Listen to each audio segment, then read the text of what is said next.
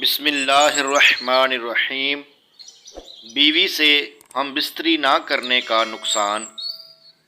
اتباع کا کہنا ہے کہ جو شخص ایک لمبے عرصے تک جماع کو چھوڑ دے تو اس کے پٹھوں کی طاقت کمزور ہو جاتی ہے، توانائی کے راستے محدود ہو جاتے ہیں اور آلہ تناسل سکڑ جاتا ہے۔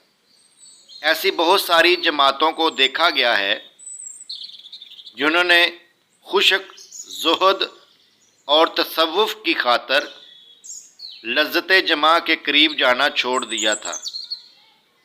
چنانچہ اس کے نتیجہ میں ان کے بدن ٹھنڈے ہو گئے، حرکات سست ہو گئیں، وہ بلا وجہ مصیبت میں گرفتار ہو گئے اور شہوت اور لذت بھی قلیل رہ گئی۔